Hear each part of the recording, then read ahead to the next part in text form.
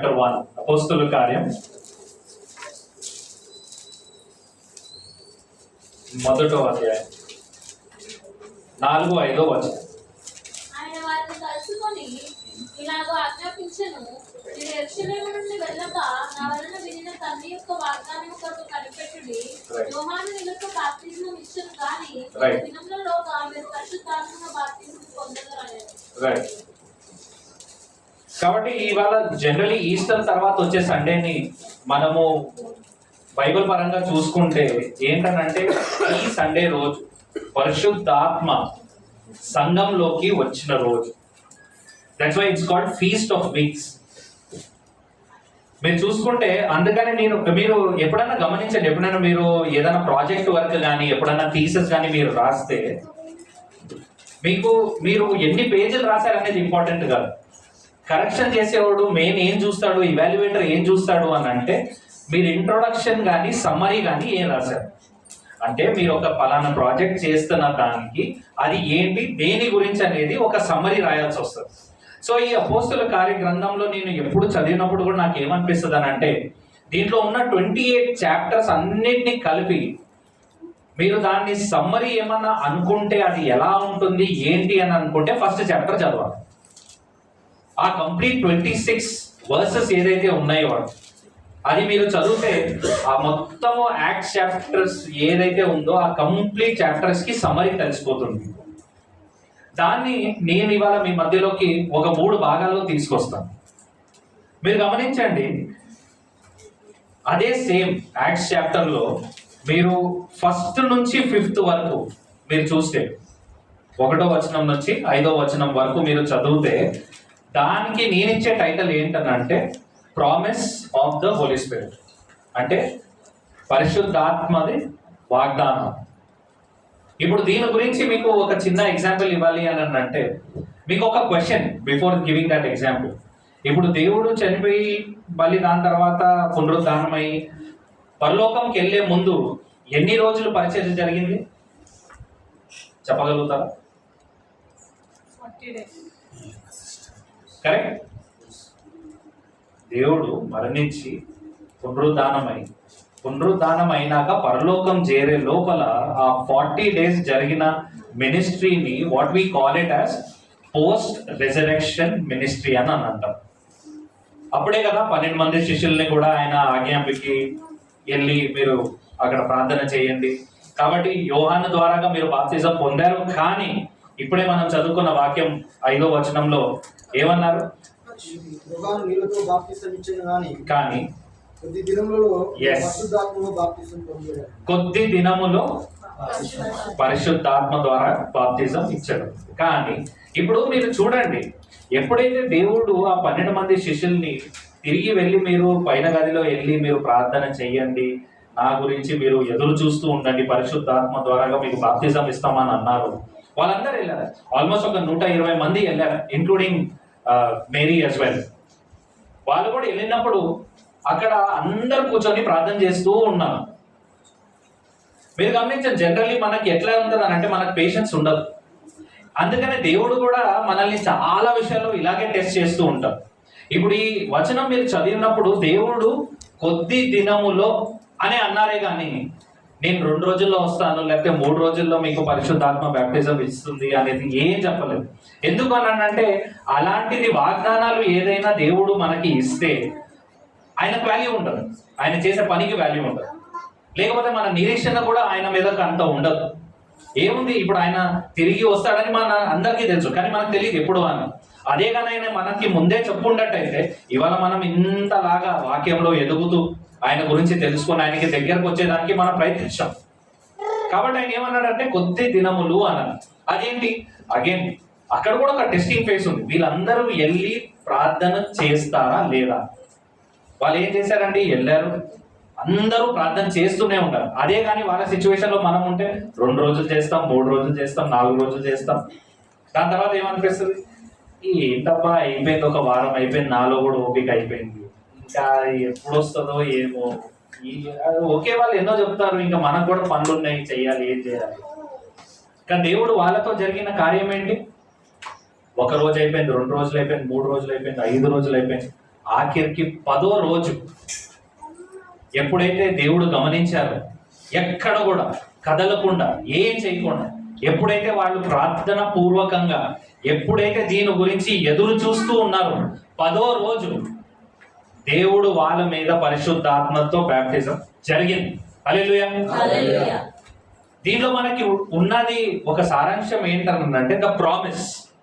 అంటే దేవుడు వాగ్దానం ఇచ్చేదే కాదు కానీ నెరవేర్చే దేవుడు కూడా. ఎంతో మంది కదండి ఇవాళ మనం చూస్తాం, మాట ఇచ్చేయటం చాలా ఈజీ, దాని మీద నిలబడి మనము ప్రూవ్ చేయటం అనేది చాలా కష్టం. అది ఎప్పుడు జరుగుతుంది? మనం చేయగలిగితేనే. మనలో చాలా మంది అంటారు, నేను నీకోసం ఇది చేస్తాను, నీకోసం అది చేస్తాను అని అంటారు. కానీ తీరా చూస్తుంటే ఆ సమయం వచ్చినప్పుడు ఎవరు మీ దగ్గర ఉండరు. ఎన్నోసార్లు మనకి ఖాళీ జేబు ఎంతో నేర్పుతుంది అని అంటారు. ఎందుకనంటే ఖాళీ జేబు ఉన్నప్పుడు మీతో ఎవరైతే ఉంటారో, మీతో ఎవరైతే నుంచుంటారో, మీతో నడుస్తారో వాళ్ళే రియల్ ఫ్రెండ్స్. ఎంతో మంది ఈవెన్ పాలిటిక్స్ లో కూడా మనం చూస్తాం. మీరు జనరల్ సర్వే జరిగినప్పుడు మీరు చూడండి, 90% ప్రామిసెస్ ఎవరైతే మన రాజకీయ నాయకులు చెప్తారో అది జరగదు. 90% జరగదు. అది నేను చెప్తాను కదా, అది ఉన్న వాస్తవం. అది వాళ్ళ ఇబ్బంది వల్ల, వాళ్ళ కష్టం వల్ల ఏదైనా కావచ్చు. కానీ మనకున్న అడ్వాంటేజ్ ఏంటనంటే, మనకున్న మన ప్రియమైన మన దేవుడు వాగ్దానం ఇచ్చాడంటే నెరవేర్చే దేవుడు. Hallelujah. Right. Now moving to the second one ఏంటంటే పరిశుద్ధాత్మది power of the holy spirit. అంటే పరిశుద్ధాత్మ శక్తి. ఇప్పుడే బ్రదర్ సాక్ష్యం ఇచ్చారు. నేను అనుకుంటూ ఉన్నాను, ఏదైతే శక్తి గురించి మనం పరిశుద్ధాత్మ శక్తి గురించి మాట్లాడుతున్నామో ఎన్నో విధాలుగా మనం చూస్తున్నాం. ఎందుకనంటే కష్టాలు ఇట్స్ నాట్ దట్ ఈజీ. అంటే అది ఫేస్ చేయటము, దాన్ని తట్టుకొని ముందుకు వెళ్ళటం. ఒక్కొక్కసారి మనం ఎలా అయిపోతాం అని అంటే మనమే క్వశ్చన్ చేసుకుంటాం. At the same time by mistake గా మనం దేవుడిని కూడా క్వశ్చన్ అడుగుతాం. ఏంటంటే దేవుడు నువ్వే చేస్తావా ఇది? ఆయన చెప్పాడు కదా చేస్తాడు అని చెప్పినాక ఇంకా మళ్ళీ క్వశ్చన్ ఎందుకు? కానీ that is our human tendency. అలాంటి మనుషులే మనకి మనం టెస్ట్ చేసుకునే కన్నా మనం చాలా సార్లు దేవుడిని టెస్ట్ చేస్తాం, విచ్ ఇస్ ఇన్కరెక్ట్. ఆ పవర్ కోసం అని మనం ఏదైనా చేయొచ్చు. కానీ ఆయన చెప్పింది ఏంటి? మీరు చూడండి, అదే సేమ్ 1st chapter లో 8th verse, 8వ వచనం. పరిశుద్ధాత్మ మీ మీదికి వచ్చినప్పుడు మీరు శక్తి నొందెదరు గనుక మీరు యెరూషలేములోను యూదయ సమరయ దేశమంతటను భూదిగంతముల వరకును నాకు సాక్షులై యుందురని అతని వారితో చెప్పారు. రైట్. దానికి ప్రూఫ్ ఏంటనంటే మనము సాక్షులమై ఉండాలి. ఇంగ్లీష్ లో విట్నెస్ అని అన్నారు. ఎంత ఇంపార్టెంట్. ఇప్పుడు ఇవాళ మనం విన్నాం, ఎంతో మంది వస్తున్నారు, సాక్ష్యాలు ఇస్తున్నారు. సాక్ష్యం అనేది చెప్పటం వేరే, సాక్ష్యం లాగా నిలబడటం వేరే కదా.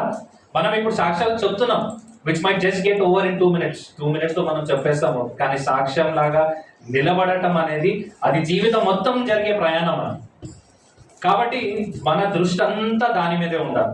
ఎందుకనంటే మన రక్షణ మార్గంలో మనం నడుస్తున్నప్పుడు, అవును, డే 1 నుంచి ఇది నాకు జరిగిన విషయాలు కూడా ఏంటనంటే, ఎప్పుడైతే దేవుడు వాక్యాన్ని పట్టుకొని దేవుడి మీద ఆధారపడడం మొదలు పెట్టానో, శోధన రెడీ ఇమ్మీడియట్ గా.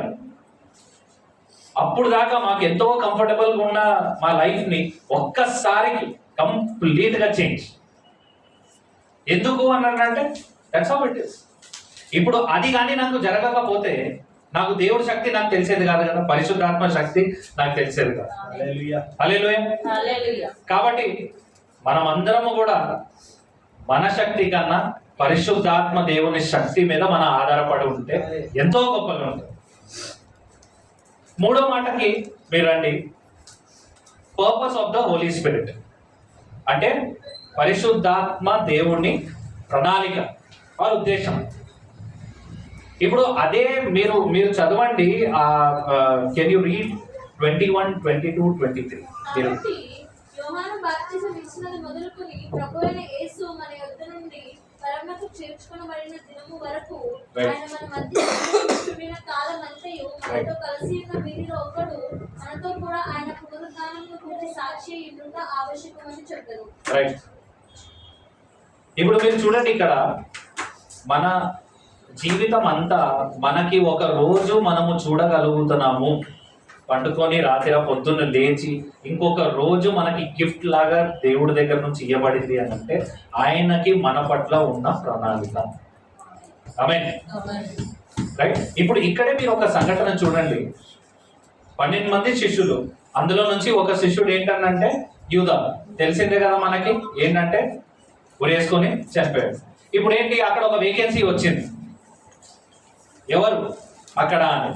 కానీ అప్పుడు కూడా మీరు చూడండి, మత్తయి ఇంకా యోసేఫే, వాళ్ళిద్దరి మధ్యలో సెలెక్షన్ జరగాలి. మత్తయి వేరే, మత్తయి వేరే. కాబట్టి ఈ ఇద్దరిలో మీరు చూడండి, వీళ్ళిద్దరిని ఎందుకు అనుకున్నారు ఎవరన్నా ఒకరిని సెలెక్ట్ చేయాలి అని అంటే, దేవుడు ఎప్పుడైతే పునరుద్ధానం అయ్యారో అది లైవ్ గా వీళ్ళు చూసిన వాళ్ళలో వీళ్ళు కూడా ఇద్దరు. కాబట్టి వీళ్ళిద్దరిలో ఎవరన్నా ఒకరు ఆ ప్లేస్ లో ఫిల్ అవ్వాలి.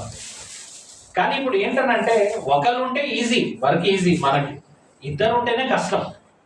ఇద్దరికి కాదనలేము, ఇద్దరికి ప్రణాళికలు ఉన్నాయి, ఇద్దరికి మంచి ఉద్దేశాలే ఉన్నాయి, దేవుడి పట్ల భయము ఉంది, వాళ్ళు కూడా ముందుకు వెళ్ళాలని అనుకున్నారు. అప్పుడు ఏం జరిగిందండి, ఎవరు సెలెక్ట్ చేశారు?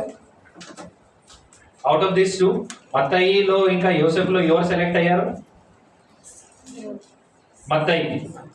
మీరు చదవండి, తర్వాత మీరు ఇంటికి వెళ్ళాక ఒక్కసారి ఆ చాప్టర్ అంతా చదివితే మీకు తెలుస్తుంది. మత్తయిని సెలెక్ట్ చేసి హీ వాజ్ ద 12. అప్పుడు ఏంటి, ఓకే మత్తయిని మీరు చూసుకుంటే ఇప్పుడు సెలెక్ట్ అయ్యాడు కాబట్టి అతనికి ఉన్న ప్రివిలేజెస్ వేరే.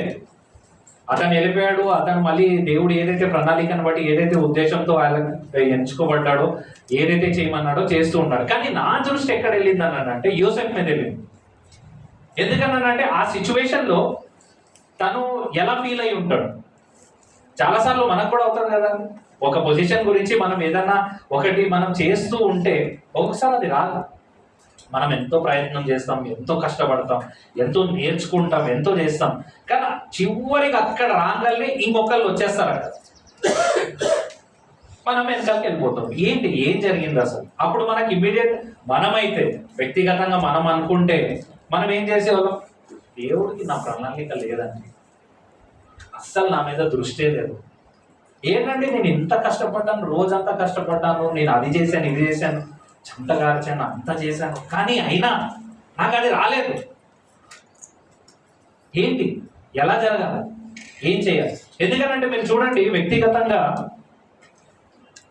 నార్మల్ సిచ్యువేషన్లో మీరు చూడండి, ఇట్లాంటిది ఎప్పుడన్నా జరిగినప్పుడు మనకి మోటివేట్ చేసేదానికన్నా కాకుండా వచ్చి పొడిచే వాళ్ళు ఎక్కువ ఉంటారు. ఇప్పుడు ఒక ఎగ్జామ్లో ఒకరు ఎవరైనా ఫెయిల్ అయ్యారు అనుకోండి, ఇదే సిచ్యువేషన్ని చాలా జనరల్గా చెప్తున్నా, ఫెయిల్ అయ్యారు అనుకోండి, ఫెయిల్ అయ్యావా, అందుకే మరి చదువుకోవాలి, చదువుకుంటేనే పాస్ అవుతారు అని అంటారు. మళ్ళీ వాళ్ళు 10th 7 times ఫెయిల్ అయ్యారు. వాడేదో ఇంజనీరింగ్ లో ఏదో పోనీ ఎప్పుడో ఒక సబ్జెక్ట్ ఏదో మిస్ అయ్యి ఉంటాడు. వాడిని మోటివేట్ చేయకుండా మనం ఏంటంటే చదువుకోవాలి, అందుకనే రోజు 24 గంటలు ఫోన్లో ఉంటాం, 24 గంటలు రోడ్డు మీద పడి తిరుగుతూ ఉంటాం. చదువుకుంటే నువ్వు ఏం చదివావు ఫస్ట్, అది మనం చూడం. కాబట్టి ఏంటంటే ద మోస్ట్ ఇంపార్టెంట్ థింగ్, మనము ఒక రోజు చూడగలుగుతున్నాము, ఒక పని చేయగలుగుతున్నాము అని అంటే దేవుడు మన పట్ల ఉన్న ప్రణాళిక. అది మనం ఎంత తొందరగా దేవుడితో మాట్లాడి ప్రార్థన ద్వారాగా తెలుసుకొని ఆయన విధానంలో ఎప్పుడైతే నడుస్తామో అదే మనకి దీవెన. హల్లెలూయా. కాబట్టి మనం అందరం దేవుడు ప్రణాళికని తెలుసుకొని ఏ విషయంలో కూడా మనము వెనకడుగు వేయకుండా, అన్నిటికన్నా ప్రాముఖ్యంగా మన క్రైస్తవ జీవితంలో మనకున్న ఏకైక బలము ఏంటనంటే దేవుడు వాగ్దానం ఇచ్చే దేవుడే కాదు, నిలబెట్టే దేవుడు. హల్లెలూయా. ఆయనకి మన పట్ల ఉన్న ప్రణాళిక అలాగా. పరిశుద్ధాత్మ ఒక శక్తి మనలో ఎంతదనంటే మనతో పాటు ఒక 10 మందిని మనం లాక్కొని వచ్చే మనుషులం మనం. ఆమేన్. ఇలాగే ఒక చిన్న ఇన్సిడెంట్ చెప్పాలంటే, ఒక వెటనరీ డాక్టర్ ఉండేవాడు ఒక ప్రాంతంలో. ఎక్కడో ఆయన హైవే మీద వెళ్తున్నప్పుడు ఒక డాగ్ కొంచెం గాయపడి పడుంటే, వెటనరీ డాక్టర్ కదా, ఇంకా మనసు ఆగలేకపోయింది, బండి ఆపేశాడు, దిగేశాడు, వెళ్ళి ఆ కుక్కని తీసుకొని ఇంటికి వచ్చాడు. తీసుకొచ్చేసి దాన్ని బాగా చూసుకొని సెట్ చేసేసి ఆ రోజు ఈవినింగ్ కల్లా ఆ కుక్క అంతా సెట్ అయిపోయింది. సెట్ అయిపోతే నెక్స్ట్ డే అక్కడ అప్పుడు దాకా వాళ్ళ ఇంట్లోనే ఉంది, డాక్టర్ గారి ఇంట్లోనే ఉంది. నెక్స్ట్ డే డాక్టర్ లేచి చూడంగానే ఆ కుక్క లేదు, వెళ్ళిపోయింది. ఆయన ఏమనుకున్నాడని అంటే, సరే ఇంకా నేను అది గాయపడి ఉంది కదా అని తీసుకొచ్చి దాన్ని గాయాన్ని మాన్పించేసి అంతా సెట్ చేశాను కాబట్టి దారిలో అది వెళ్ళిపోయి ఉంటదిలే అనుకున్నాడు. సరే అనుకుంటే ఆ రోజు ఏం చేసింది, మళ్ళీ సాయంత్రం కల్లా ఇంకో కుక్కని తన చెవులు ఆగి మరీ తీసుకొని వస్తుంది. ఏంటి అన్నానంటే, అరే రారా బాబు, నీకు అర్థం కావట్లేదు, నేను నీకు తీసుకొని వెళ్ళేవాడి దగ్గర మామూలుడు కాదు, నేను ఇంత గాయంలో ఉండి నాకు ఇంత ఇబ్బంది ఉంటేనే నాకు సాయం చేసి సెట్ చేసేసాడు ఆయన, నీది ఆఫ్టర్ ఆల్ ప్రాబ్లం రా అని. అది నేను రాను అంటే కూడా చెవు కొట్టుకొని లాక్కొని వచ్చినాక సేమ్ మళ్ళీ డాక్టర్ ఏమన్నాడు, ఓహో ఇది వెళ్ళింది ఇంకోటి తీసుకొని వచ్చిందా, సరేలే పోనీ ఇంకా చేద్దాంలే అనేసి దాన్ని కూడా వైద్యం చేశాడు. నెక్స్ట్ డే లేచాడు, 2 లేవు. ఆ 2 కాస్త వెళ్ళి ఏం చేసినాయి, ఇంకో 2, ఇప్పుడు 2 కాస్త ఎన్ని అయినాయి. ఇది మన జీవితం కూడా ఉంది. ఆమేన్. మనం ఎంతవరకు మనం నేర్చుకున్నామా, మనం చూసుకున్నామా, మనమే పొందుకున్నామా కాదు, మనతో పాటు ఇంకో ఒక్క ఆత్మని కూడా రక్షణ వైపు మనం నడిచి తీసుకొని వెళ్తే దేవుడు ప్రణాళికని మనం నిలబెట్టినట్టే. హల్లెలూయా. కాబట్టి ఇదంతా మీరు మనసులో పెట్టుకోండి, దీని గురించి ప్రార్థించి అందరం ఏకమై ప్రేమహస్తం ఫౌండేషన్ ద్వారా ఇంకా అనేక కార్యక్రమాలు, అనేక ఉద్యమం, అనేక మంది మనసులను రక్షించి ప్రభు వైపు తీసుకొచ్చేదానికి మనం అందరం కష్టపడదాం. ఈ కష్టం అన్నిటి కూడా దేవుడు ఫలించును గాక. దేవుడు ఈ సమయాన్ని ఇచ్చిన ఈ వాక్యానికి దీవించును గాక. పాస్టర్ గారు, థ్యాంక్ యూ వెరీ మచ్.